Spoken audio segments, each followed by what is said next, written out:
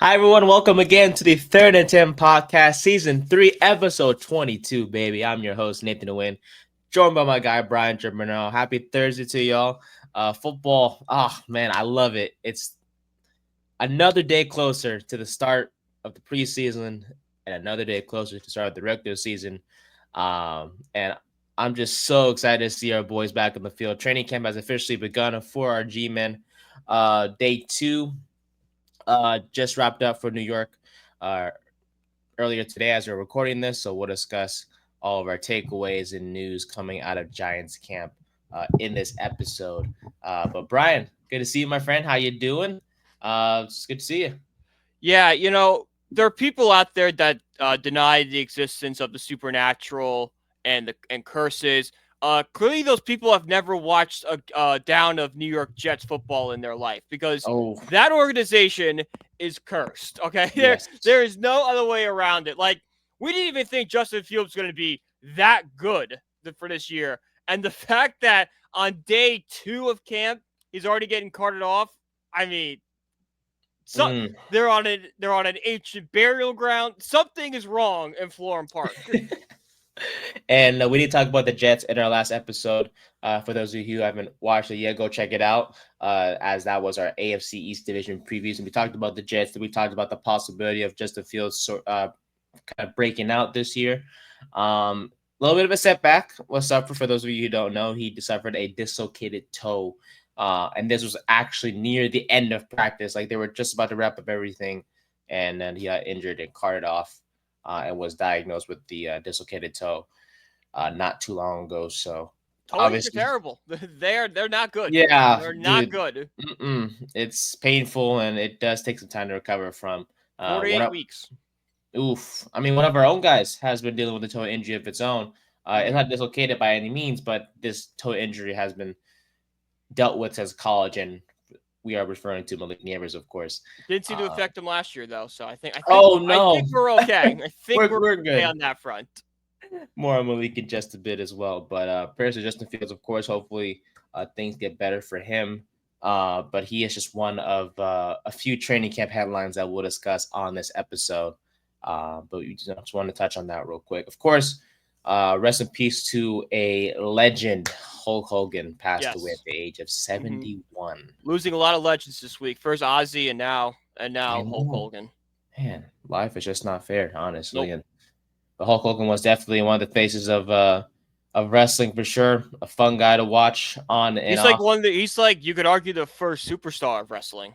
Oh yeah, no doubt. I think when you think of wrestling, and excuse my lack of knowledge, you know, you think of the Undertaker, you think of a John Cena, guys like that. But of course, Hulk Hogan, I Hogan would think, is is like a like, top 5 guy you would think of. Maybe mm-hmm, not our generation because we probably lean more like Cena, Undertaker, The Rock. But especially when you get to like older millennials and like young Gen X, that's definitely Hulk Hogan's the first person they're going to bring up. oh yeah. Whether I think, and honestly, from what I've seen of him clips wise, you know, whether it's his personality or just the way he performed, he was fun to watch for those who loved wrestling. Mm-hmm. So, you know, of course, rest in peace to a legend, man. And of course to Ozzy, we didn't give him, you know, give our condolences to him, Oh, he his family as passed well. after the show on Tuesday Yes, that we recorded. yeah. So rest in peace to him Mm-hmm. as well. Shout But out to Ozzy living 76 years after dude, everything he did. Everything. I That guy know that guy lived life. he sure did. Was he did his thing, man? When he was here. So you know, just shout out to those two guys and their families as well. Prayers to the both of them. Mm-hmm. But you know, on happier topics today. We got a lot to discuss, so we're gonna get right into it. We have the Giants' first 2 days of training camp to discuss. We'll talk about the other headlines going around the league, including new uniforms for a couple teams. Bengals, the situation continues to get worse over there, and a couple of division guys holding out, or possibly going to be doing so, depending on how the situation goes. We'll also talk about My apologies. The Mets, of course, and how they just wrapped up the series against the Angels, and things went well for them after a Got a rough. sweep. Got a e- ex- sweep. Exactly. It was good to see. Mm-hmm. So without further ado, let's get into it. All right. Giants training camp officially began on Tuesday. Uh, yes, no, Wednesday. My apologies. It was good to see our guys on the field. Couple of things before we even get to our takeaways from the first 2 days of training camp. Andrew Thomas, we talked about him last week and how it was so critical that he was going to be on the field in week for week one. He was placed on the PUP list, which stands for the physically unable to perform list. And this goes the same for Eric Gray, the now fourth string running back. Four string. He's gonna get cut. He's gonna get cut to, yeah. But Andrew Thomas will not be cut, of course, as he is, of course, the best left tackle on the roster and one of the best in the league when healthy. But this is the best case scenario for him, as I just mentioned, we want him fully healthy for week one, and that is the expected timeline, as he's just on the list just to be safe and for him to continue to be able to heal and all this stuff. But yeah, as for Eric Gray, yeah, he was already facing an uphill battle anyways, right? Because you have sorry, Tracy, you have Scattaboo, you had Singletary, and now Dante Miller was making plays in camp. So Eric His Gray, only hope to make the roster was if Singletary was traded. yeah, and he's not, nor is he gonna get released. And I know you have, Yeah. I'm sure you have some stuff to talk about Mm-hmm. Singletary in just a bit as well. But thankfully, though, no pup list for the following guys: Cam Scattaboo, Malik Nabers, Jalen Hyatt, Darius Alexander, and Bobby Okereke. So those guys who did miss time during OTAs and whatnot, they were fully ready to go on Wednesday, and the same applies to them as they did appear in practice today as well. So all right, let's get into it though. Brian, we'll take turns, buddy. Yep. We'll each give a takeaway. So you'll go first. What did you take away from the first 2 days of camp? What stood out to you? Things like that, my friend. Well, I think it's the biggest headline coming out of camp is the overreaction to the Jackson Dart interception. Like everyone is taking this one interception, and it's not people that are like us that are like actually dissecting the game. It's people that are trolls that just want to laugh at the Giants, or hot take artists that want to drive attention, drive views, that are overreacting to an 11 on 11 where Jackson Dart threw an interception. Was it a bad interception? Sure. But it's also day one of training camp. And today, he threw a touchdown. So are we now magically going to call him the next great quarterback because they threw a touchdown? Listen, this is his first training camp. This literally means nothing. This is him getting reps, getting used to the offensive system he was in. That's it. That's all this is. Don't overreact to the highlight you see. Now, if Jackson Dart would have, taken 20 reps and 18 of them were interceptions, then maybe we have a story to talk about. But one interception, it's such a nothing story getting dragged up by people that just want to, get clicks or make fun of their friends. Like I had people, I went to dinner last night with some friends. They're making fun of me. I'm like, we're really talking about an interception in camp? Really? That's your best argument against me? Okay, buddy. Yeah, it's camp, and it's better to get the mistakes out of the way now. Yeah. I mean, of course, he's gonna throw interceptions, and when the regular season comes around and he's playing. But hey, this is a learning experience. Of course, it's his first year in the league, literally. Mm-hmm. And the goal for him is just to get better every day, and that's what Dable even said in the press Yeah. conference on Wednesday. So, and for those of you who are wondering, okay, what did he do the next play? Did he bounce back? He did actually, as he threw a touchdown pass to Cam Yeah, no one Cam talks about that Scatterboo. touchdown. I Yeah, didn't no see that one talks anywhere in about the it. media or from the trolls. Nope. Literally, I dive into the archive, or not archives, but I dove into like what happened after that interception, and he bounced back, and like you mentioned today, on day 2 of camp, he threw it was a good throw to Jalen Hyatt, by the way, Yeah. towards the right side of the field. So it's good to see that there. And yeah, he even when Dart talked about it, he kind of mentioned how it was like he was trying to force it into a window that was tight and didn't work out, and I think The fact he could obviously, recognize it is good. yeah, The fact that he recognize it and learn from mm-hmm. it. Yeah. and stuff like that. And by the way, I know the main topic was about Dart, but I think a lot of the these trolls and people like that they don't realize that defense gets paid to make plays too. And shout out to Nick Jones, man. Yeah. With that pick six, like he made a great play, read the play perfectly. Continue to make plays today actually on day two. So he's a corner that's kind of an unknown still right now, at least on my end, and I apologize for that. But if he continues to make plays, he's going to be someone worth watching as we head into the preseason. Mm-hmm. But shout out to him for making plays for sure. I'll stay on the opposite side of the ball for my first takeaway. I'll tell you, man, Russ to Malik's going to be so much fun. I'm super excited. And as we all know, right, Russ did come to New York because of the roster intrigue, and he, as we saw when he first came here, and in his first press conference, he was talking about all the different offensive guys that were on the team, and talked about Malik in particular, and why he stood out to him and whatnot. And I tell you, he's gonna get targeted often. This Malik Nabers, man. Russ loves him.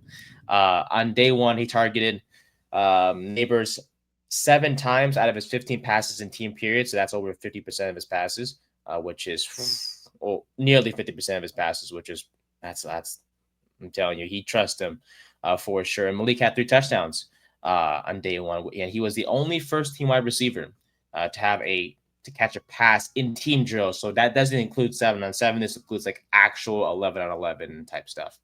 But Wando did have a good touchdown though during 7-on-7, which is good to see. But anyways, and for those of you who are probably wondering, Russell Wilson was officially named quarterback 1 on Wednesday. Wow, I know, right? I saw so many people tweeted out like breaking news. Like, this is not breaking news. I know. Guys, like, we knew this since he signed. We knew Winston. I mean, we knew Winston wasn't going to be the QB1, and we would, barring an injury or something drastic, Dart wasn't going to be QB1 either. The QB2 spot is up for grabs still, even though Dable didn't admit that. It's Winston. Yeah. Wait, Winston's QB2. I'm sorry. Yeah, it's lack of a better term. Okay, it's not like context clues, but rather it's common sense. Yeah. Like it's you have Wilson, and you don't want to obviously throw Dart into the fire too much. So you put Winston. That's why you signed Winston for. And then you put Dart at QB3, and you call it a day.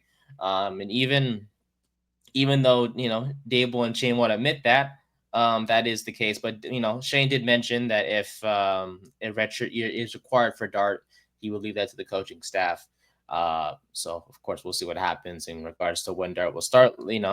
Depending on what the team's record is this year. But regardless, when it comes to Russ, man, he looks so re-energized, and I'm sure you saw the tweet or you've watched his press conference, of course. But he was asked about what keeps him motivated, and he gave a long response. I think it was like a 790 word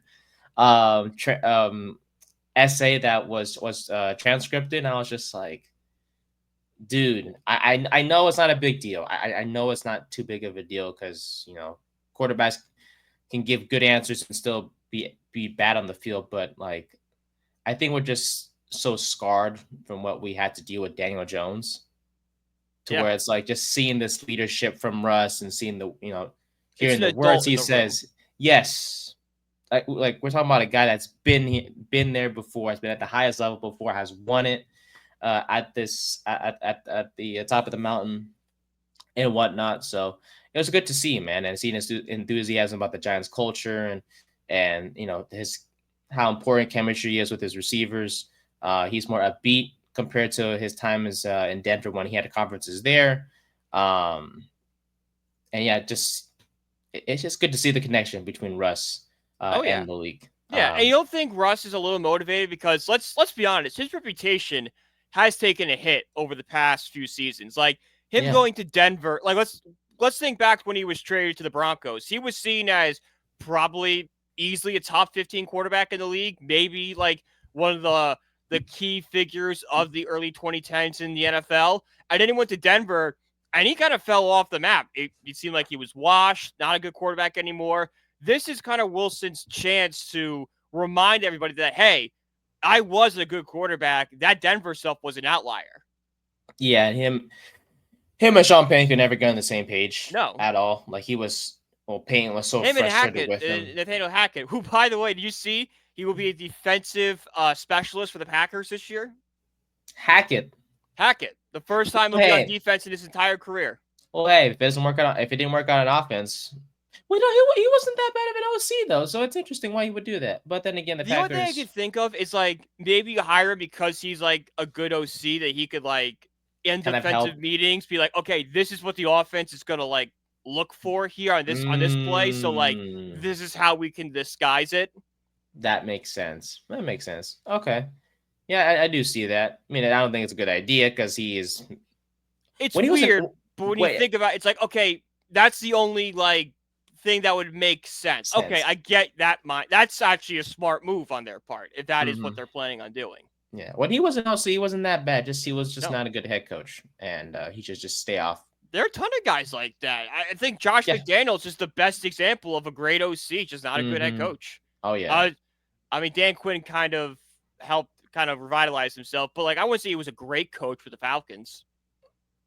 Yeah, he was just He was average. He was fine. Yeah. Oh Cliff Kingsbury, I think, is a good example too. That's another great example. Yes. Some coaches are just meant to be coordinators, and others who are coordinators are meant to be head coaches. It just depends on how things go. But yeah, in regards to Russ and Malik, man, those two are going to be exciting to watch. And we saw we saw Malik just have an outstanding rookie year. And when asked about if he could be one of the best receivers in the game, he said he can be when he addressed the media on Wednesday and just talked about how he expects himself to be one of those top guys in a few years, if not next year. And honestly, when you think of guys like Jefferson, Chase, and St. Brown as one of the top receivers in the league, like it's not hard to see Malik join those ranks eventually because he's just that talented. He dealt with so much last year in regards to quarterback play, and he still produced at a very high level. And with Russ, targeting him often in camp, and he showed up today again in day 2, cooking a Debo like constantly, by the way, who is the CB1. Dude, I'm excited for Malik. I know we talked about before how we don't talk about him too much, but like he's so dependable where it's like we don't gotta worry about him. Yeah, we don't gotta worry. Like when he has big games, obviously barring any injuries and whatnot. Once he has these big games in the regular season, yeah, we'll talk about it, but we're not gonna be surprised. It's like, oh, no. Okay, like thank you, like good job, Malik. Like if Jalen Hyatt has a big game, that's like but if Malik does, it's like we expect Malik to be good. So it's not worth our time talking about, but it's just like redundant to talk about him. We should spend time talking about other areas of need. But like Malik is probably one of the most reliable receivers going into the season. Oh yeah, and it's nice to have one of those again because we've dealt with like Darius Slayton, wide receiver number 1, drops, and like Isaiah Hodgins was our wide receiver 1 going into a playoff game. Oh my goodness, we didn't talk about obviously because we didn't have our show back at the time during that playoff run, but like I just remember how like it was a constant like talk in the media. It was like, oh my god, Isaiah Hodgins like showing out and all those things. Richie James led the team in receiving yards that year. Dude, he was dependable. And shout out to him, by the way. But here's the thing. Where is Isaiah Hodgins and Richie James right now? One of them is the 4th string in SF, and the other has retired, actually, recently. So shout out to Richie James. Guys, 2022 was 3 years ago. Yeah. It was not too long ago. We're not talking about a while ago. Like, Richie James was run out of the league, and Isaiah Hodgins is barely holding on to a job. And they were wide receiver 1 and 2 for us for a while. Dude, it was bad. A playoff team. Dude, it was bad back then, I tell you. But hey, we managed to figure it out that year, make the playoffs. But I would rather definitely take our receiving core now compared to what we had 3 years ago for sure, because we have a bona fide superstar at wide receiver number 1 in Malik Nabers, man, and solid pieces around him. Yes. So like I know the league itself isn't high, but I'm really high on Wan'Dale Robinson. I like what we can get from Jalen Hyatt. Darius Slayton, minus the drops, like we saw with Daniel Jones, he was his safety blanket. If that can just be what Wilson has and what a young quarterback can dart, if he can just be that guy You put on like, an in or an out route for 5 yards. It just be that check down. Perfect. That's a Yes, perfect sir. role for him. And so much attention is going to be towards Malik because he is the best receiver on the team, which will open up opportunities for guys like, Wandale and Hyatt and Slayton and all those guys to just beat their one-on-one matchups respectively and just get open for us. And hey, he's going to push the ball down the field, man. That's something that I'm looking forward to see, which is a deep ball. But definitely Malik out of the 4 guys on the team is the fastest and has the best chance to burn any corner he faces this upcoming season. And I think he's going to be healthy for week 1. I don't think he's injured, but him versus Marcus Lattimore to start the season, very exciting. But I believe in our guys. So shout out to Malik and shout out to Russ. So that was a long takeaway by me, and I apologize for that. But Brian, what's your other takeaway from camp so far? Devin Singletary, I kind of, like we talked about him briefly in the open, kind of a guy we all sort of wrote off when the emergent Tyrone Tracy, drafting Cam Scatterboo, who was probably one of the most exciting players to come out of the college football playoffs. We kind of forgot about him, but he was taking first team reps with the team on at least Wednesday. I didn't check if he was doing it today, but I can't imagine that was a one-day thing. This is a guy that's still going to be involved in the offense. He just needs to find his place right now because we know Tracy will be the running back 1. We know Scatterboo will come in on the 3rd down in the short yardage plays. Now it's up to Singletary to kind of find his role on this team. But I don't think it's fair to say he's a trade candidate or a cut candidate anymore because he wouldn't be put in that big a position if he was. Yeah. Hey, when you think of Singletary, right, like the running back room is pretty young. I mean, you have Tracy, you have Scatterboo, you have Dante Miller, who has the opportunity now to make a roster spot with Eric Gray being placed on the PUP list. Mm-hmm.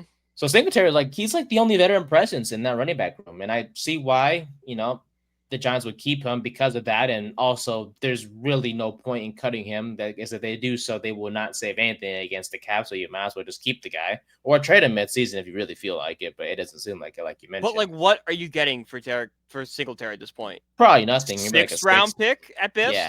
Yeah, and I think if anything, you're looking to get a mid-round pick because I think we recently got of course the late round pick from trading Darren Waller. So it's I get it. Any draft picks are cool, but at the same time, it's you might as well just keep him in the locker room just for veterans' sake. And in the event, knock on wood, that Tracy or Scatty will go down, you have a guy who can at least come in and produce a little bit because he was brought in as their RB1 last year, but of course he got a shot to either way from Tracy. But Singletary as an RB2, RB3, that's not bad at all. So, I'm not sure as well to see, or I'm not sure why the Giants kind of prioritize having him on the field more compared to Tracy and Scatterboo in terms of the first team. Some may say it's simply for rest for Tyrone Tracy and not to overwork him too much. But hey, at the same time, it makes sense. But yeah, it makes sense. But otherwise, hey, look, it's good to see him get some action at least with the starting lineup.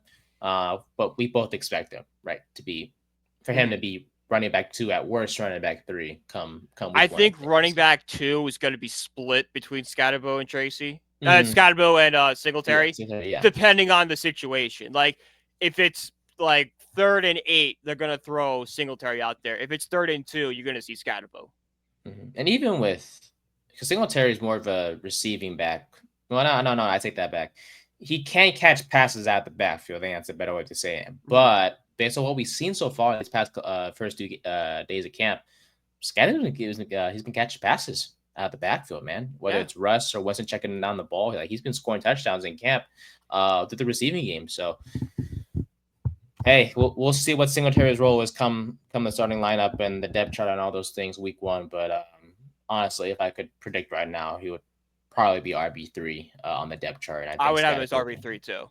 Yeah, just because I think Scatterboo gives you more versatility in your run game because you can do Tracy as the speed guy and you put Scatterboo as the bruiser, which then at least Singletary, it's well, what do you do?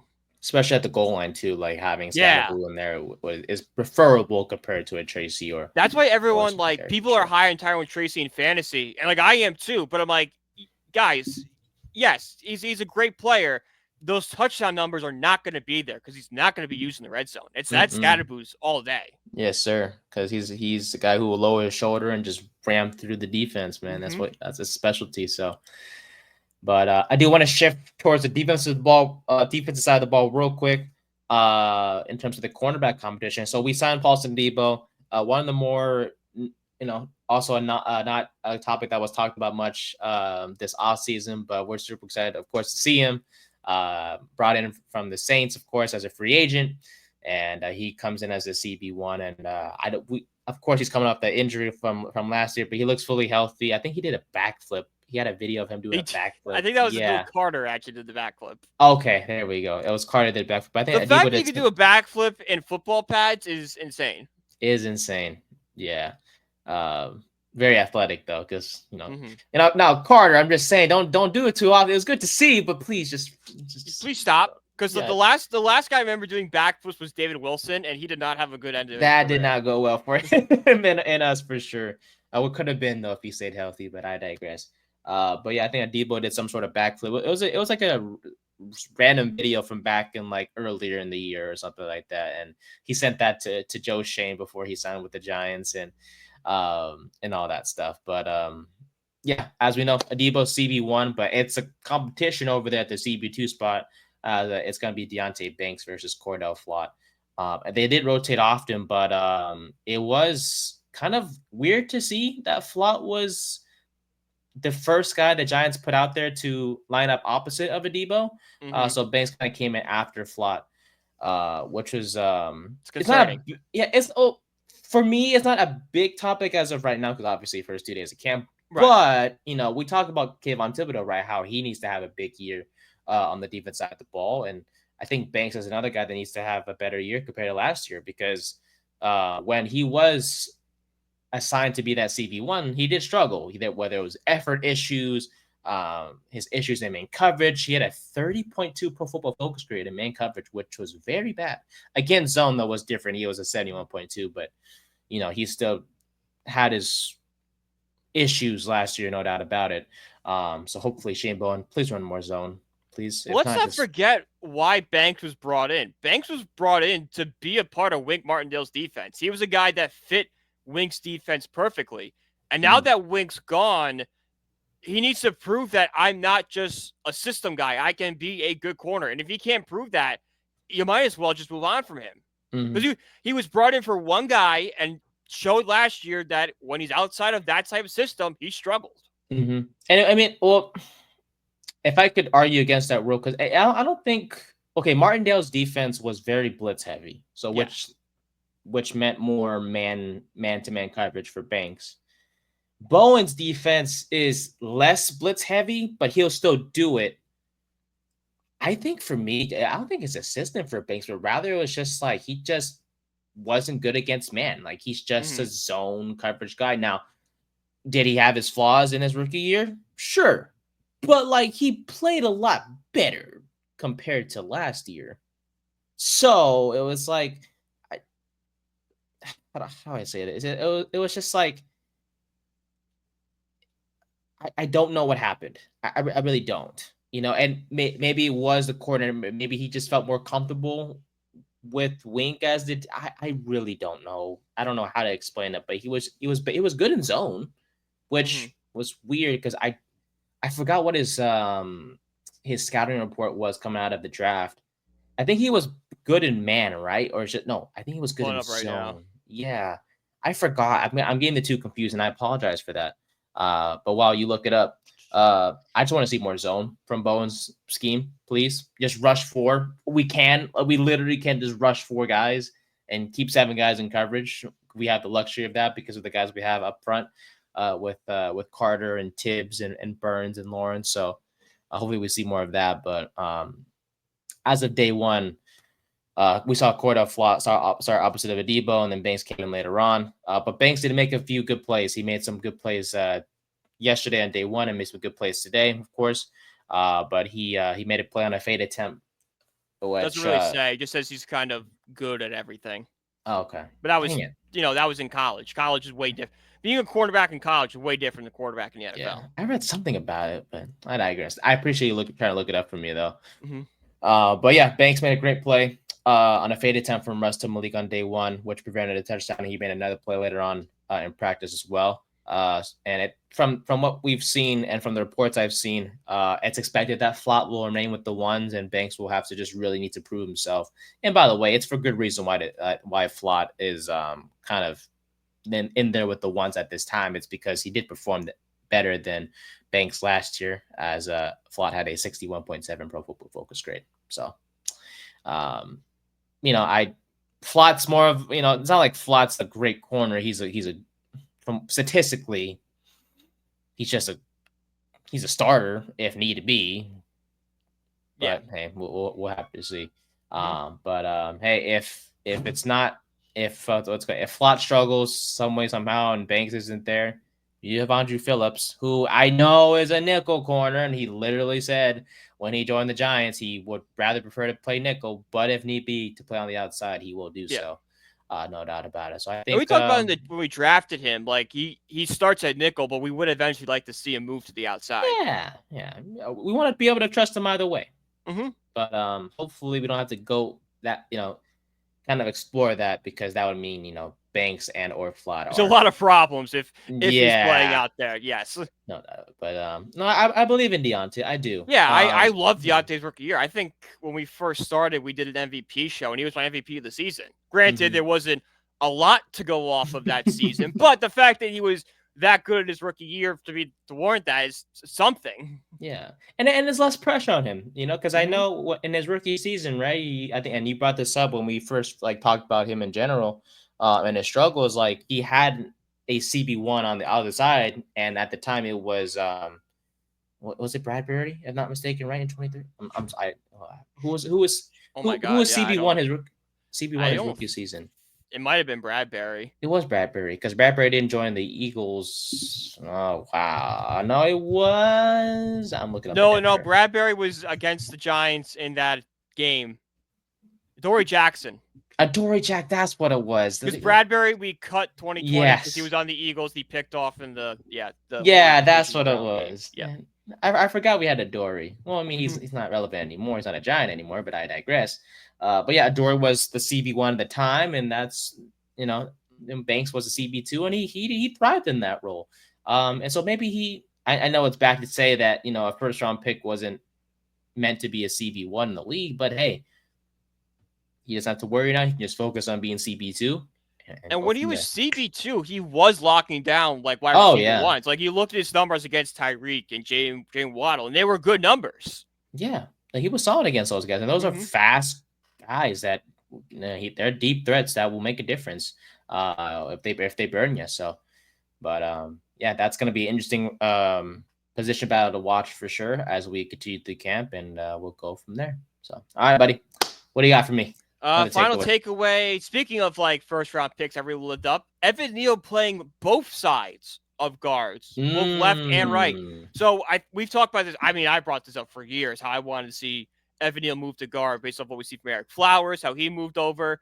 But the fact that he's playing both sides, it gives me this thought that maybe the Giants are seeing Neal as a utility guy, like a guy that could play everywhere. Because in college, he played left and right tackle. Now he's playing left and right guard. Sure, it's a second team, but the fact that he's kind of doing everything, I can see a world that he's going to be the first man out there regardless of injuries. Now, is he going to, if, knock on wood, Andrew Thomas goes down, is Evan Neal going to be left tackle? No, but I see him easily be able to slide in the right tackle. Or if they want to move Van Roten out to the left, he could slide in there. He's kind of just like a plug-and-place guy in the line, which isn't a bad thing to have. If that's really good depth to have, because that means you could have one less tackle on the roster, one less guard on the roster, and put that resources to somewhere else.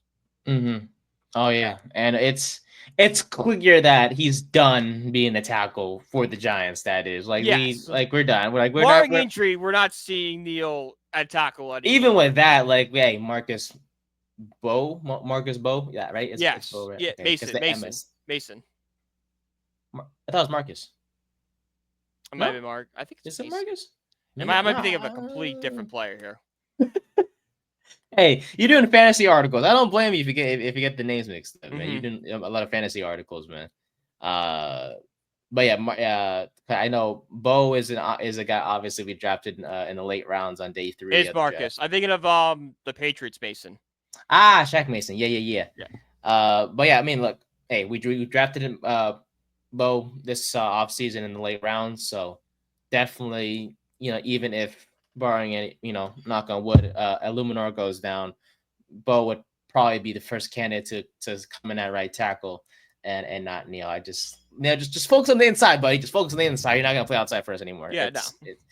And that'll be Left good and right guard. That's your spot. That's Yeah, you. exactly. And he has a better chance of overtaking the starters at guard anyway. Because look, Van Roten as I'm not even say dependable, rather just like Yeah. Like if he's starting great, like you better perform. But like if I see any spot being taken during camp in the preseason, it's gonna be Yeah, because they're the not guard moving Tunyon. position. Tunyon's going to be the left guard, so it's Yeah, right guard's his only spot. yeah.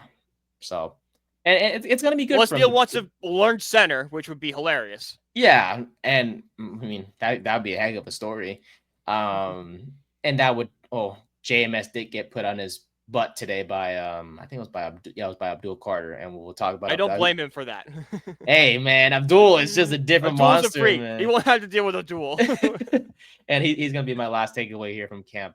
But just to wrap up the Neil point, it's good that he's gonna play on the inside. I mean, you think of Neil, of his large frame, and you think of his strength, like he'll get to deal with power rushers instead of like speed rushers on the outside, which is probably for the best, it seems like, for him. And look, the Giants are just trying to salvage his career. Honestly, if Neil was this late round, fifth, sixth round pick, I doubt they would even try him at guard. But it's to the point where it's like we drafted him in the first round. We have to get something back You're on the top our 10 investment. pick. Yeah, Like, it's not like you drafted first round. Like Banks was drafted the first round, but it's like 23. Banks was, Neil was 7. yeah, like he was 7th overall, and he hasn't worked out at tackle, so they're just trying to like figure something out at least with him, and trying to see him at guard is the best option here. And I hope he succeeds, man. We didn't pick up his 5th-year option, but maybe that if he performs well and performs better than expected, hey, he'll be back with the team, and he's still young, man. That's the thing too. Who was the last Giant after the 5th-year option picked up? There, in terms of just in general, or Yes, in general. We'll say no. Was it Flower? No, it's Daniel Jones. All right. Daniel Jones had his didn't have 5th-year option picked up, and it was the first move Joe Shea made. And what did Daniel Jones do the next year? Perform. He performed. So you know what? Sometimes it just takes that. I hate to say it, but that instability to light a fire under your ass. He's playing for a job right now.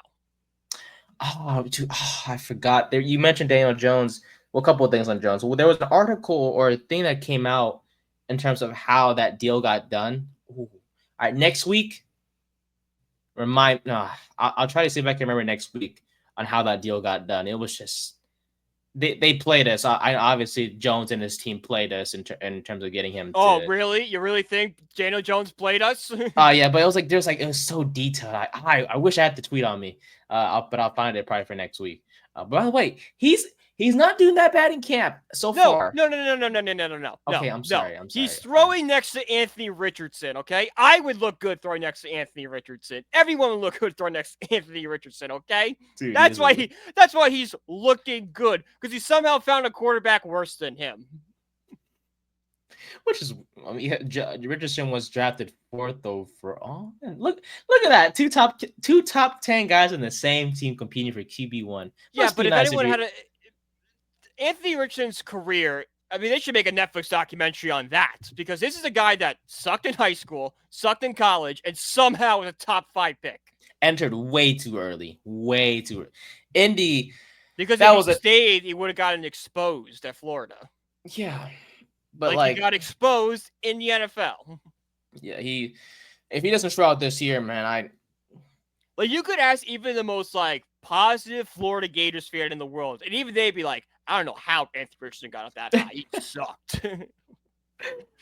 Like every like college football fan that's like deeper college football fan than I am, when I talk to them about Anthony Richardson, their first thought was, I don't know where all this hype is coming from. He is not a good quarterback. Yeah, he's just not the guy. But yeah, hey, he looks good in shorts though, and that's Oh yeah, we'll see what happens when the Pats get on this weekend. But I mean, even without pads, he looks like. I meant more like combine, like. Oh, right. My like, yeah, it's, Zach Wilson looked great in shorts. Look what happened there. Look at him. He's in Miami now, wearing the number 0. The Mormon Manziel, which I think might be one of my favorite nicknames. Maybe one of my favorite nicknames of all time. Maybe he finds himself again in Miami, man. Who knows? Hey, Miami. I don't think so. Hey, man, he might. Hey, I'm just saying. I think Miami's got bigger issues to deal with than trying to resurrect Zach Wilson's career right now. Hey, hot take. Wilson starts later in the year for a few games. That's not a hot take, because Tua Tagovailoa is probably going to get hurt again. Okay, well, I take that back then. I take that back. Like, are we really going to sit here and expect Tua to play a whole season healthy? Oh, for sure, no. I'd bet a good amount that he won't. Don't know what the odds of that are, but hey. I guarantee you Zach Wilson starts 2 games for the Dolphins this year. Let's say, Ben, I will jump on that bandwagon with you. Yeah, great takeaway there. I'll make my last takeaway short. Abdul Carter, these past couple of days, highlights he's been performing well. Good. Of course, he's been good. Simple as that. He was used in multiple ways today on day 2, and was wrecking havoc, whether it was pass deflections or things of the sorts. Hey, once he gets the pads on him, it's going to be fun to see. Oh, man. He's going to be a special player. Woo, boy. I am excited to watch his career unfold here with us. Yes, sir. Hey, if he gets we talk about guys that if they perform this year, we won't be surprised. We talk about, that an example of that would be Malik Nabers. If Abdul Carter gets double-digit sacks, we're not going to be surprised. We're going to be excited as heck to talk about what at the end of the day it's going to be like, expected. It was yeah. Like he's going to Carter. If we're sitting here I honestly think we should be here in October talking about is Abdul Carter the number 1 pass rusher on this team right now. Ooh, hey, and why not? I mean, like Brian Burns is great. Kayvon Thibodeau has a fire lit inside of him. Flashes. Yes. Kayvon Thibodeau's a guy that puts up good numbers, but has horrific film on him. Dude, literally, when you think of Thibodeau, it's like the only thing you think of him when it comes to his success is that Washington game where he had a forced fumble before a touchdown. Like that's his best game, but that's like the only game you think of when it's like Thibodeau. Everything else is like. I think the best Thibodeau game of like what his career is the game in 2023 against the Jets. The most recent game against the Jets, where he had one drive when like every single play he was on the quarterback, and then you didn't see him again for the rest of the game. It was just those moments late in the game, and in the rest of the game, it was a nothing. It was just non-existent. So he's really would you say like boomer bust is the correct term for him or not? Yeah, boomer bust, flashy, inconsistent. Inconsistent. You know what? I hate to say it, Trayvon Diggs. Oh, yes. Hit or miss type of guy. Yes. Hit or miss. Trayvon Diggs is an interception machine, but if you watch him, he's getting burnt a lot. Same thing. Kayvon Thibodeau, if you look at the stat sheet, should be a top 10 defensive end in the league. But if you actually watch him, he's nowhere near that. No, sir. He's got to finish, man. That's the main thing I want to see from Thibodeau this year. Just finish. Get to the quarterback, hit him to whatsoever, and all those things. So. But yeah, those are our takeaways so far from two days of camp. We'll talk a lot more about news that comes out of camp next week. Yeah, just hey, stay healthy, boys. Don't. That's the biggest thing right now. It's the biggest thing. It's no one do something stupid. Okay. Yeah, no one hit a quarterback. No one. Please, no. No one be. We don't need a Rudy right now. We don't need Rudy's like hitting the quarterback. We don't need that right now. All right. That's a fun movie, but if I see something like that going on in Giants training camp, I want that guy cut immediately. Like don't hurt our star guys, man. Whether that means Russ or Tracy, Malik, any of those guys. Blue Mountain State does such a good take on Rudy, and as a Notre Dame fan, it's hysterical. It's like they're making fun of him because the actual Rudy is kind of a jerk, and no one really talks about that. Really? If you actually the movie Rudy is very not accurate, very inaccurate. And the only reason it was made is because Rudy had friends in Hollywood he was bagging them for years. Like, you should make a movie about my life. And after a while, they're like, okay, let's shut him up finally. Make the movie. So in reality, he was just this rude, bad person. This guy. He's rude, kind of a jerk. But the only truth in that movie is that Rudy did get a sack after being a walk-on at Notre Dame for years. And he was carried off the field. However, according to Joe Montana, who I take far more seriously than Rudy, it was the two biggest pranksters on the team that carried him off the field. What the fudge? Hey. So like, the stadium wasn't chanting Rudy. Nobody dropped their jerseys on the desk because Rudy didn't play. The head coach is actually a big inspiration for Rudy and not like a jerk like he was portrayed in the movie. There's a lot of inaccuracies in that movie. Yeah, the movie made him look way better than what he truly was. So. The movie, if you don't take it as a true story, it's a great motivational story. But it is not true. The only thing true is that Rudy got a sack. I thought it was a true story. So now I gotta my thoughts on Rudy have true. changed. There was a walk-on named Rudy Rodebaker who did get a sack at senior day. That's it. That's about it. Everything else is completely false. Everything else is pretty false. Well, hey, I haven't watched the full movie. And maybe I kind of don't want to now. As a Notre Dame fan, I had to watch it. Well, there you go. You can say it was good from that aspect. Movie. I very much enjoyed the movie, but you read two articles and you're like, oh, okay, that movie was very, very dramatized. Yeah. So, yeah. Another movie. Like Dolphin Tale. The only true thing in that movie was there was a dolphin that lost its tail, and it got a fake tail. Everything else in that movie's fake. Yeah, I don't know. I didn't really enjoy those movies. I don't know why. I love Dolphin Tale. Look, I don't want to get exposed for not liking a children's movie anyways. It's fine. I don't want to get yelled at like, oh, you don't like Dolphin Tale? But, hey, what people may or may not like are the Steelers' new uniforms that just were released not too long ago. Couple AFC North teams got some upgrades. Well, quote-unquote upgrades. So for the Steelers, I will show a picture for those watching on YouTube, but for those on listening onto the audio version of this podcast, and I thank you all for doing so, by the way. No, actually, I miss the Steelers. I see the Browns. I miss the Steelers jersey. So, okay, what is that? What is that? So, what is that? Okay, listen. So it did they just copy our Week 1 jerseys from last year? It's like, okay, you see this? How do we make this worse? And okay, then see this. So see that we're not that bad anymore. No, we're still bad. We're still bad. We're not. No, this is worse. That's not saying much. But this does. The inspiration behind this is that it honors the 1933 team, and a tribute to the city of Pittsburgh. And to describe it for those watching on the audio version, it is a gold throwback jersey featuring black stripes with large white block letters trimmed in black on the front. The front will also prominently feature the city of Pittsburgh crest on the left shoulder to honor the team's connection. Yes, it is, to the city. While on the back of the jersey are large black block numbers. The helmet is the best part of this jersey, no doubt about it. The helmet's cool. I like the helmet. Oh, yeah. It's a gold matte finish with a gray face mask and a black stripe down the middle, while the players will complete the look with beige uniform pants. Why did you see the Bumblebee jerseys? Which ones? The Bumblebee jerseys. Oh, yeah. Oh, no. I agree. They should have done that. Just do that. Do that and put the Pittsburgh crest on your shoulder. Done. At least they're only going to wear this once. So did we, and it still sucked. Yeah. But there's a reason why these jerseys were worn in 1933. That's why they deserve to stay. Okay? But hear me out. This is Great Depression stuff. This jersey will be worn on week 8 versus the Packers on Sunday night. Oh, no.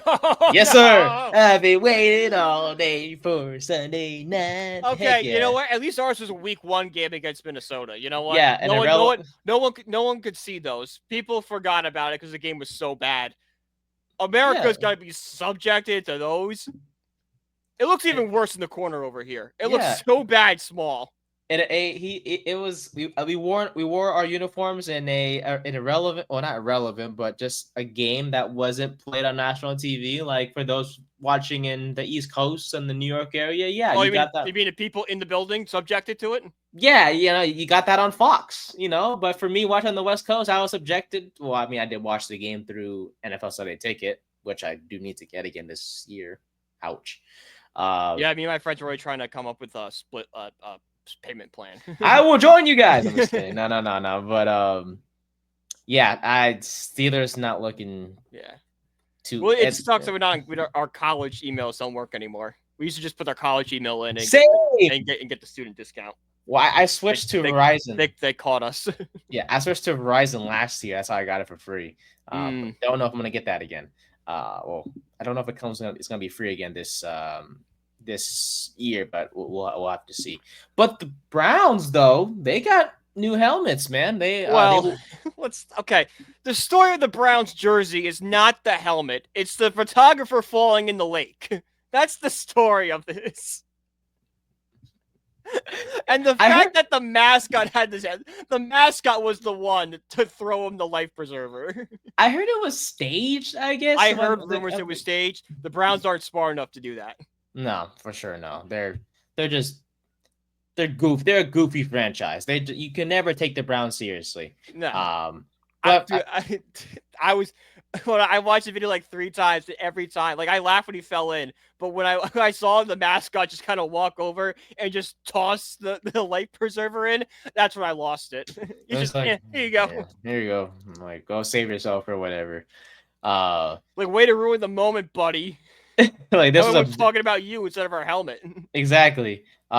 Which is called Alpha Dog. That is the inspiration, or not the inspiration, but rather the uniform design is out. It's embracing the Alpha Dog look.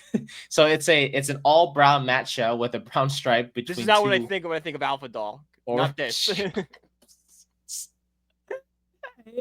Look, man, I'm just reading what it tells me. I know. I'm not making fun of you. I'm making fun of the Browns. I don't like it either, but okay, it doesn't look that bad though. No, like, it looks fine. It's a fine jersey. But but you're right. I just don't see like what do you get? Like what do you get?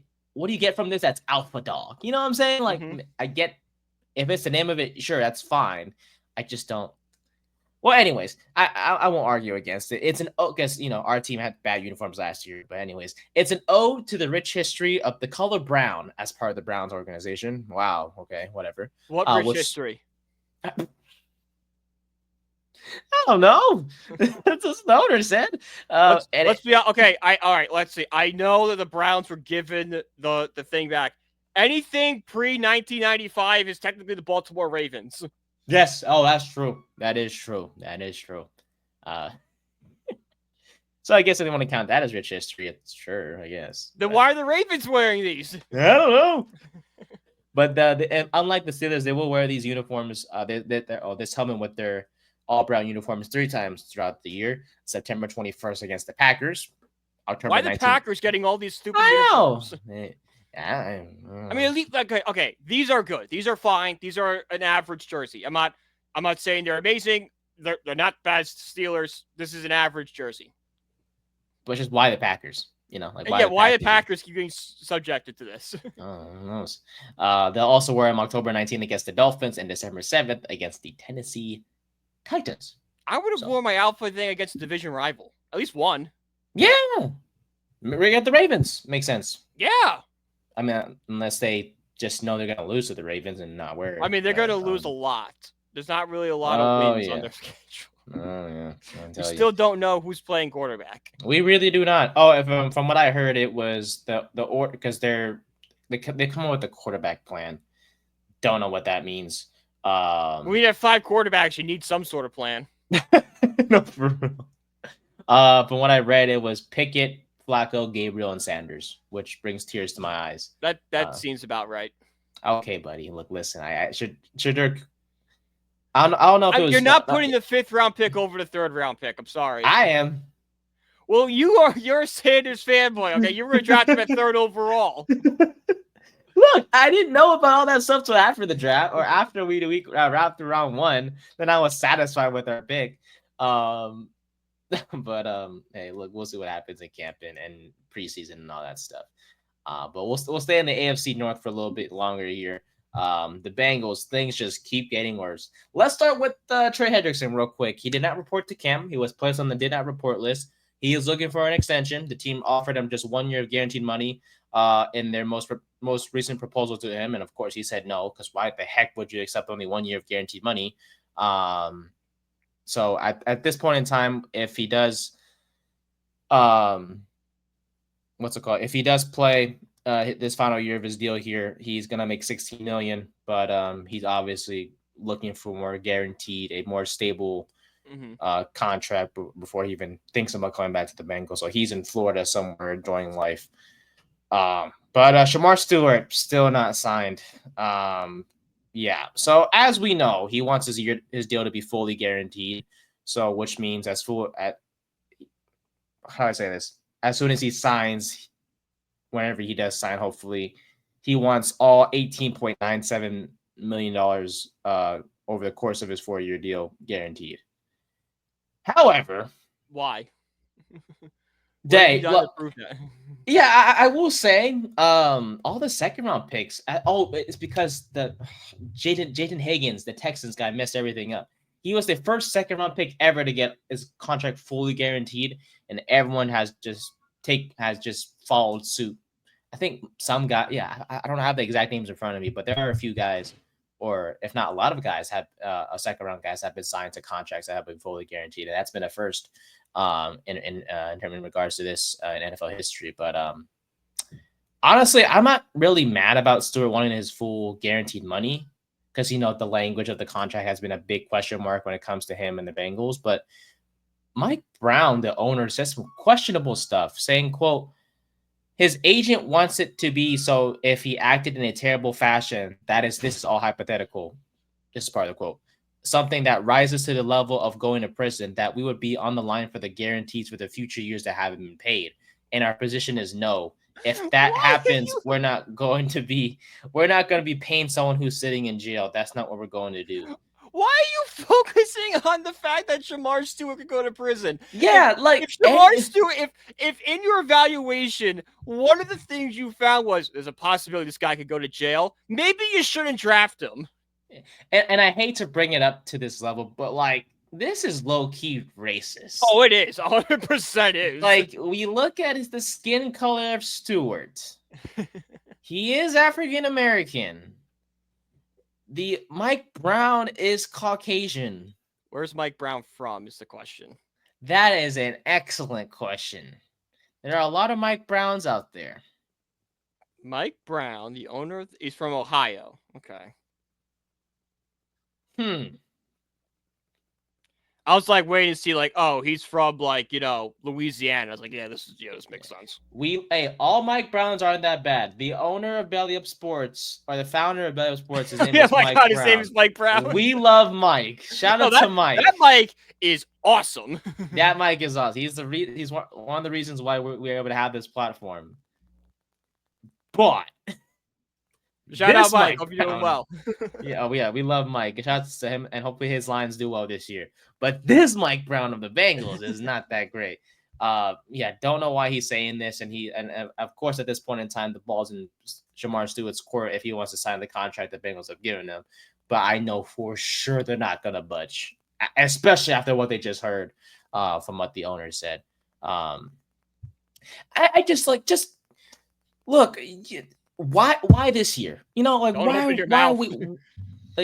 are we doing this whole contract situation? This is your first round pick, and you have not. You got to be freaking kidding me, man! It's ridiculous why you're not giving him the contract that other rookies have gotten. Why are we changing the language? Just give him the money. Call it a day. He deserves it, man. That's why he's a talented pass rusher. Sure, he wasn't statistically great in college, but you drafted him for a reason, didn't you? You liked something in his. You like something. So why are we bringing up this whole prison stuff? Going to jail. Why didn't you just say injury? Just say injury. Something. When literally this in his history, there has been no evidence of him going to prison or getting in trouble. There has been nothing of the sorts. So yeah, I don't Going know to what's prison. Oh my dude. I don't what know a what's going horrible on. thing. Just It's say injury. Just it's say injury. it's ridiculous, man. You know, there was some like PR person that works for the Bengals. Listen to him talk and just like quit on the spot. It's like I am not dealing with this anymore. It's like you got to be kidding me. It's like, you know what? Screw it. No, It's like I'm not. guys, come on. You're making my job harder as it is. Like, Like geez. this job is already hard with everything going on. He just dumped a whole kerosene of gasoline on a burning fire. I'm not putting Yeah. this out. No, sir. But I wouldn't say it gets worse from here. But Zach, It'll get worse. yeah, well, but in terms of the team itself, Zach Taylor said Joe Burrow will play more this preseason than ever before, because he wants the team to get off to a faster start this year than years past. Here, but listen here, if you play Joe Burrow in one full game combined this preseason, just not no bueno. Please, you need to keep him off the field because if he gets hurt, you're screwed. And this is Joe Burrow we're talking about, okay? Like I know last year when Daniel Jones was, it was like, oh, he shouldn't be playing too much because he's a starting quarterback. Daniel Jones was different because he was technically fighting for a job. Technically, We because brought Drew in Lock Drew was there. Lock. There was a shot Drew Lock before Drew Lock played against Detroit and didn't look like an NFL quarterback. Mm-hmm.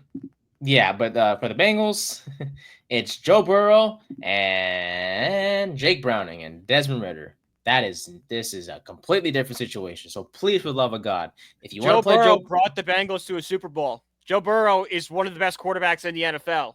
You top don't five, need to see anything from him in preseason. you want to get off to a faster start, fix that defense because if Yes, and that'd be great. I we need to get Joe Burrow out of Cincinnati because it's so bad. We've seen this with Philip Rivers before. They're going to destroy his career through incompetency. No, I was. How do we trade for Joe Burrow? I know, serious. Oh, well, that We'll would give him require. Jackson Dart. I feel like that's got to be a starter. We'll give him Dart. We'll give him a first rounder. We'll throw in. We'll give him the Dart, Thibodeau, Banks, 2 first-round picks. Whatever it takes. Whatever it takes.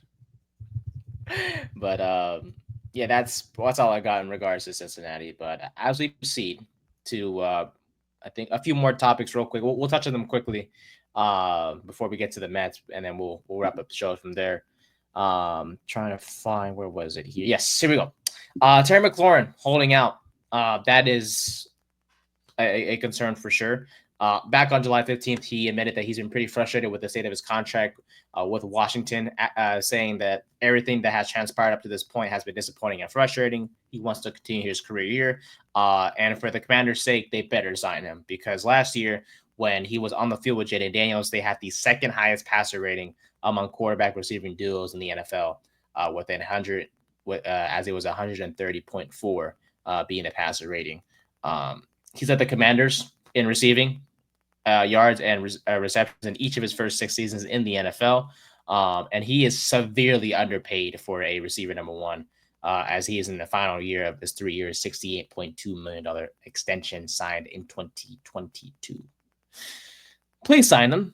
Okay, well, for our sake, great if you don't sign him. That means one less guy to deal with in the NFC East. But if you're the Commanders, you please figure it out. Jaden Daniels' best weapon away from him. That's a recipe for disaster. No, because Deebo Samuel as receiver number one is an issue. Receiver number two, which is fine, but we've seen Deebo just not have he's not receiver one. He's not a receiver one. Anymore. Nothing wrong with that. He's not.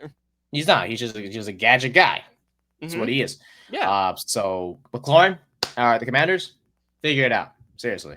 Another guy that might hold out or might not even be on the team anymore eventually is Micah Parsons, as he showed up to camp, unlike McLaurin.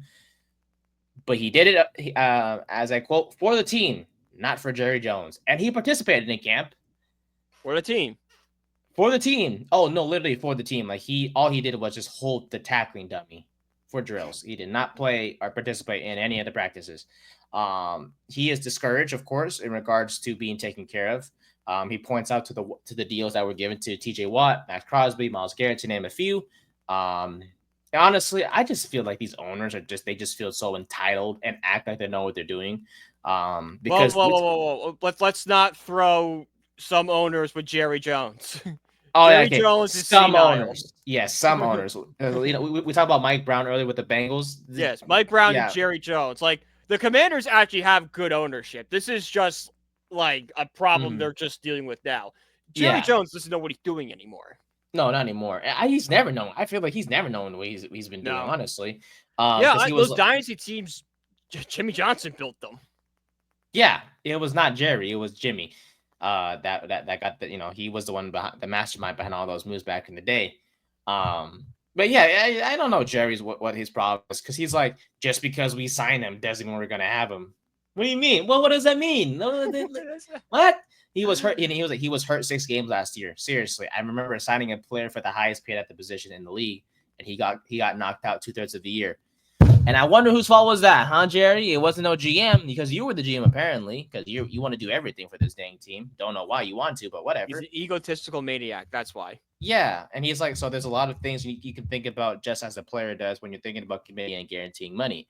Here's the thing, buddy. In terms of guys that are more essential to your team, Micah Parsons, he is more essential because he is the face of that defense. The face of the offense is not Dak Prescott; it is CD Lamb. We're talking about two completely different situations or different players here. Parsons had 12 sacks last year. He's had double-digit sacks the past 4 years, or in his first 4 years in the NFL. He is 26 years old. He's a 4-time Pro Bowler. He's a 2-time All-Pro. Sure, he got hurt last year, but when on the field, he is one of the best pass rushers in the league.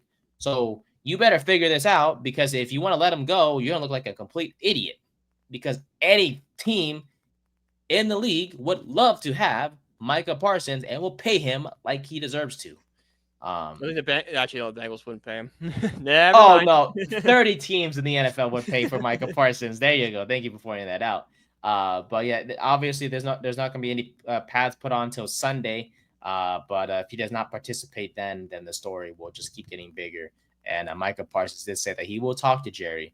But at the end of the day, he said he's going to be here for his teammates, and he's not here to please another grown man.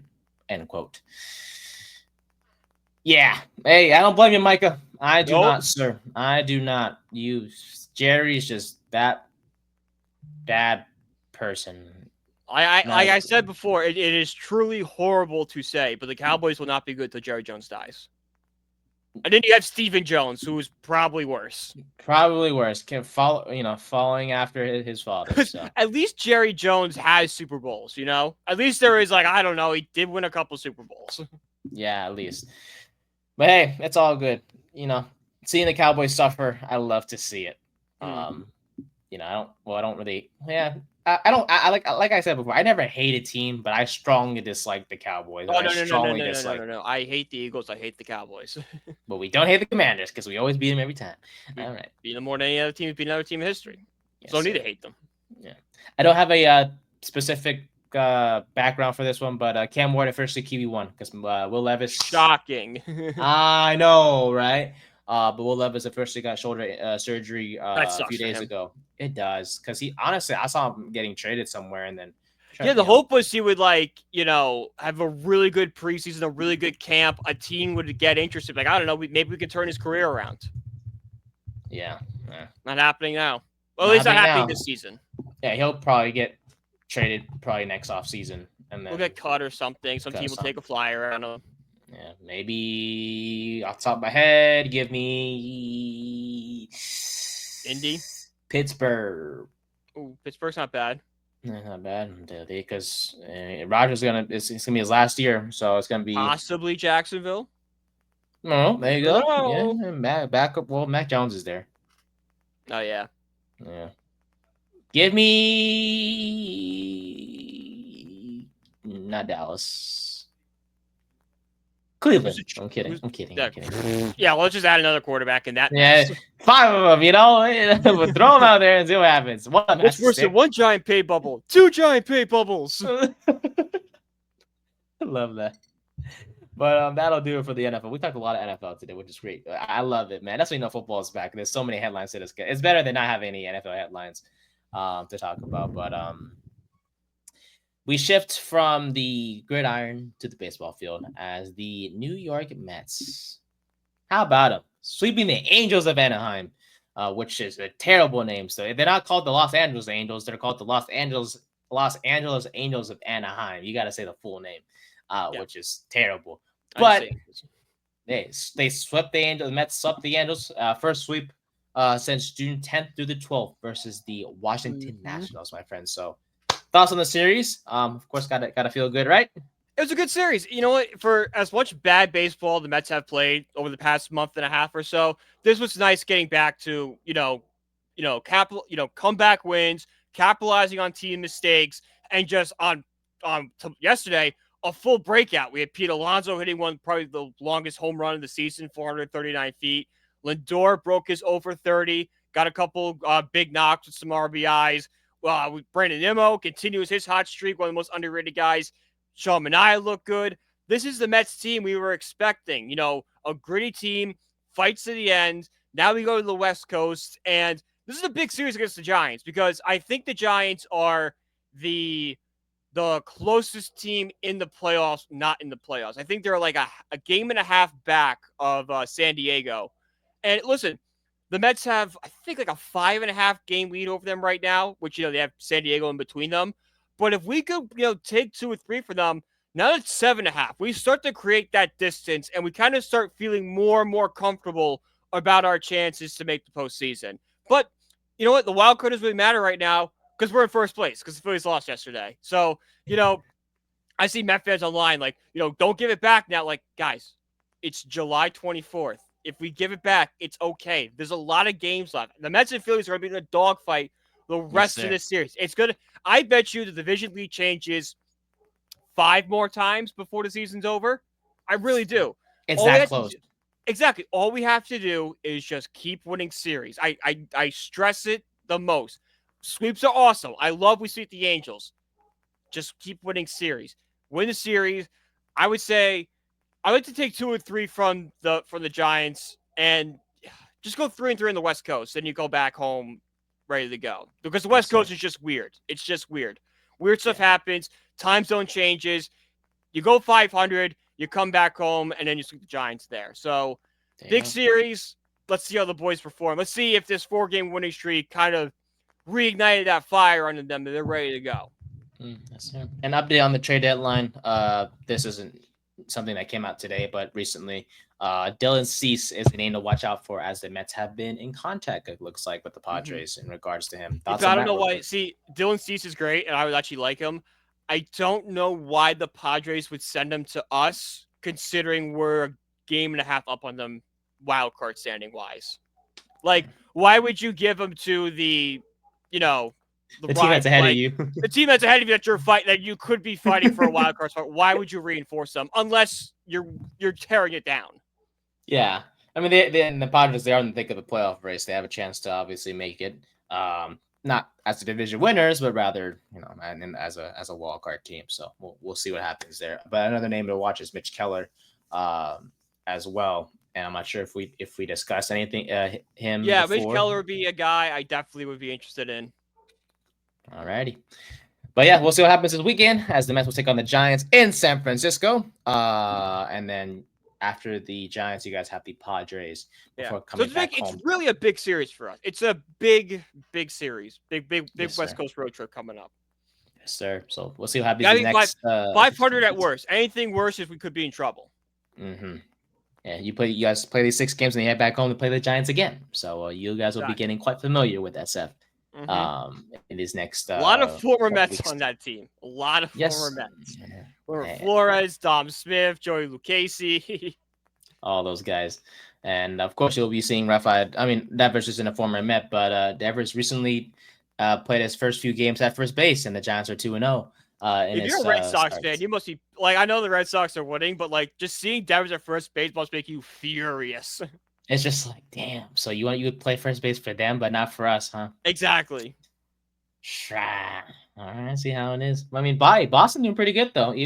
I thought with the Devers trade, they would just fall off. But hey, they've been competing. They Man, got with the young better. guys. They've been playing better since the trade. Yeah, them young guys are holding things down for him. So, but alrighty, that will do it. We will do the game of pickle to wrap things up, and we will call it an episode here. For season 3, episode 22. But all right, Brian, let's see how fast we can get this one. We got the we got in 2 guesses yesterday. The other yes, day. Give me Lindor. Yes, Lindor breaking that streak deserves it. Yes, sir. Let's see it. Francisco Lindor. Oh shoot! Almost pressed the wrong one.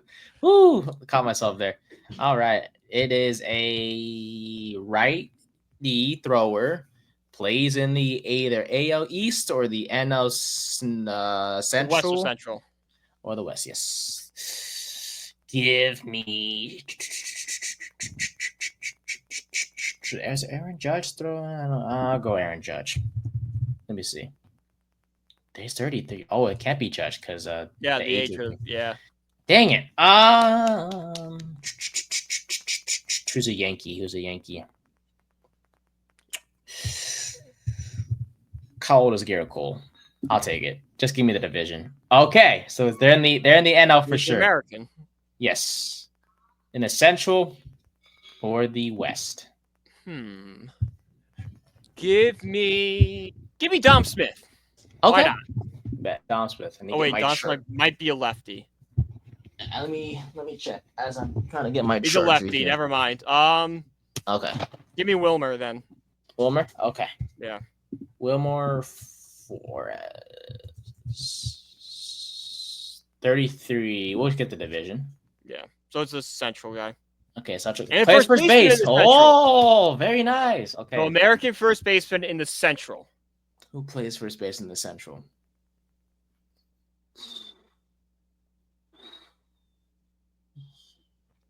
Goldschmidt went to the Yankees. Yep. All right, Central teams. Cubs. Who's the first? Bush? Is Bush the first baseman? No, he's the third. He's third. No, he's third. Gosh darn it. He's playing first for the Cardinals. First for the Brewers. Oh, shoot. Twins isn't at first anymore for the Brewers. Pirates suck. Reds suck.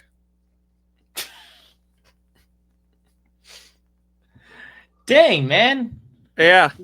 Okay, hold on. Okay, if we can get the team, we'll be chilling. All right. I just saw the Reds too, which is bothering me. Is it Encarnacion Strand? Oh.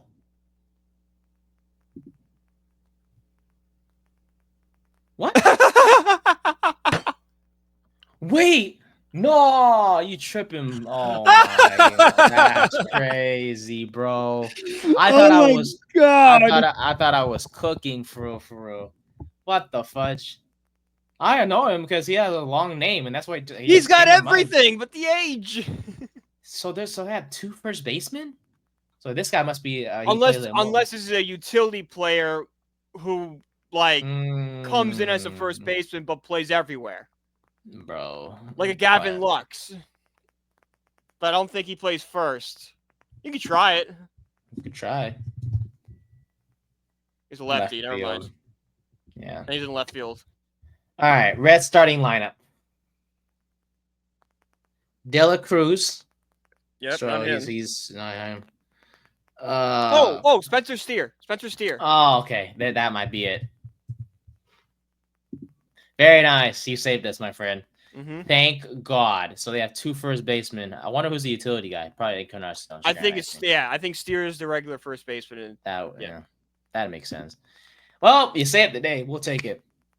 Now do it for episode 22 of season 3 of the 3rd and 10 podcast. Thank you all for watching and listening. You can follow us on social media as always. You can follow me at Nathan_124. You can follow Brian at BrianPG1016. You can follow our new podcast page on the TikTok at 3rd and 10 podcast. But in terms of Twitter and Instagram, at this point in time, it is still 3rd and 10 pod. So we appreciate y'all support. Wow, Notre Dame just got a 4-star quarterback prospect. Oh, man, that quarterback looks good. Number 2 quarterback in the 2027 class, Teddy Gerhard. Wow. Oh, so he will take over once Carr is done here in South Bend. Notre Dame has showed me the most love. The culture is different than other schools. Oh, my God. What an insane recruiting class we're nailing here. You're dang right it is. Jeez. Hey, I've noticed that Notre Dame's in the media a lot more these recently. I like it. It's good Well, to you're coming see. off a national championship, you know. Yeah, because they've been on Holy ESPN. wow. They've been on ESPN. They've been on Good Morning America. Yeah, Um, Freeman with the interview with yeah. Mr. Strahan there. There you go. Yeah, it was good to see. And the I think Jeremiah Love was he was on ESPN. And then who's that? Oh, this is terrible for not knowing the corner's name. Who's your best corner? I can't. Who's that corner's name? What, Benjamin Morrison? No, the one's on the team that's on the team right now. Oh my God, what's his name? No, I don't know his name. I don't wanna get undressed. Bro. Okay, I'm gonna have to pull it up. I'm pulling it up right now. No, Nate, this is terrible. Christian Gray? No, it's the other one. Fudge, what's Leonard Moore? Yes, that guy. He was on Good Morning America, I think. I think you went with Freeman, yeah. Watch me be completely freaking wrong. It's some other player, but I'm pretty sure it's that guy. But hey, Notre Dame's defense, he's gonna be your defense in general is gonna be a fun unit to watch.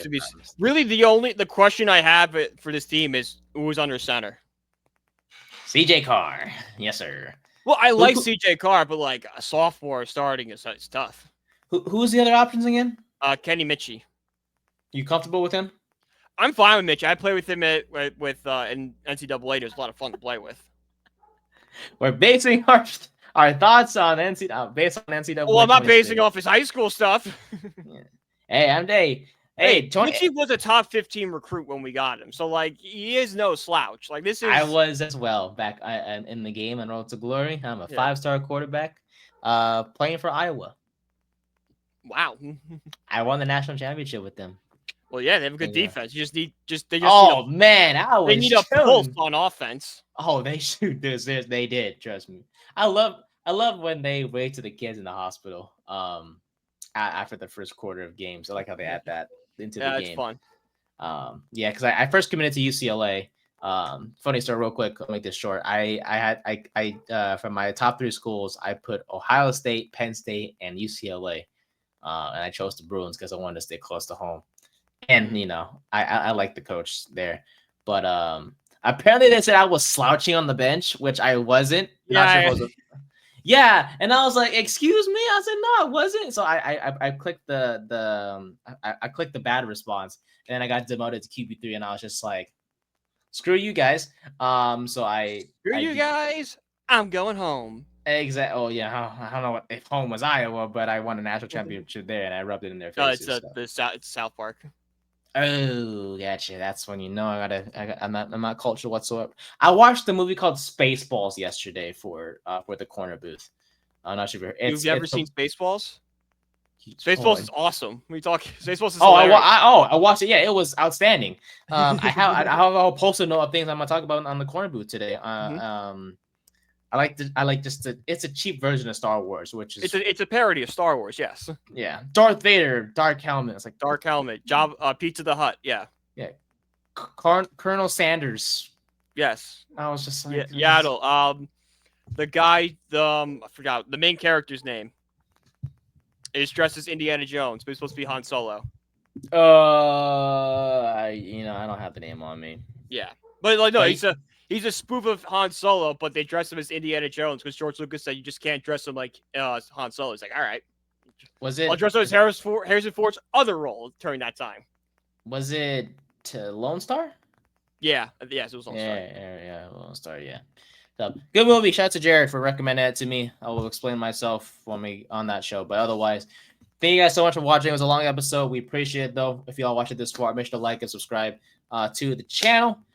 And yeah, we'll be back next week. AFC North, you're next in our division previews. Baltimore it's gonna be a fun division to watch. It is not a for certain division like the AFC East because honestly, all 4 teams in the North can compete for the title, depending on how the chips fall. But for Brian, I'm Nate. Thank you guys so much for watching and listening. We'll see you guys next week. Go Giants. Please stay healthy, boys. We'll see y'all next week. Bye.